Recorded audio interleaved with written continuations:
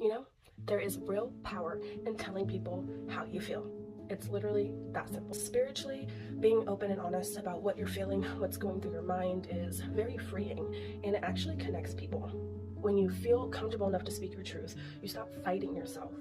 Do you ever feel like you have something to say to somebody, but then you're like, never mind, and you just feel it bottled up inside? Yeah, that's fighting yourself. You need to stop that. That there is real vulnerability in saying to somebody, hey, I'm not feeling well today, or hey, this thing made me feel this way.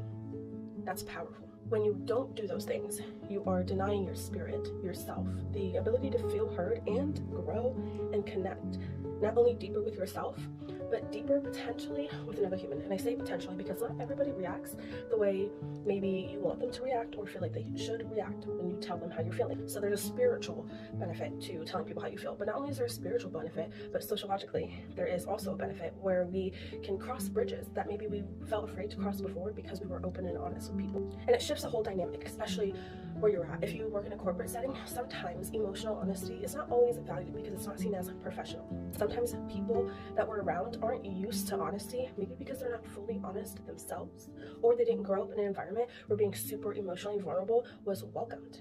There are real humans who are wanting to connect and feel heard and seen as well. I think that we all owe it to each other to listen, to be vulnerable, and to accept emotional vulnerability for what it is.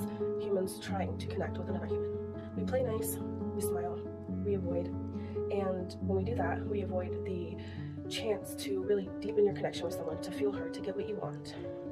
And that's kind of sad. Imagine how many new friends or family or connections you can make if you were just honest about how you felt.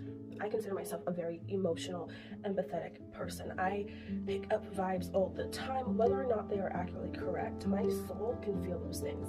I'm not the type of person who can just keep my emotions to myself. I much prefer to talk to people about them because it helps me, it helps the person, and I get to connect with human beings. And I'm a sociology major. That is the whole point of my degree, is to connect with humans and figure out how our environment, our government, our family has really socialized us to act with other humans. And everyone's different. That's why there's power in breaking those barriers and just telling people how you feel. I think sometimes people want to stay in a polite world where feathers aren't ruffled, but when you break those barriers, feathers are going to be ruffled, and you force people to meet you in the real world. Sometimes honesty will make people uncomfortable, and they might not know what to say, because depending on what environment you're in, that might not be something that is socially acceptable. It has nothing to do with you and your feelings, which are very valid. It has everything to do with maybe how they're feeling or how they were raised. And it's really important that you don't let these moments stop you from telling people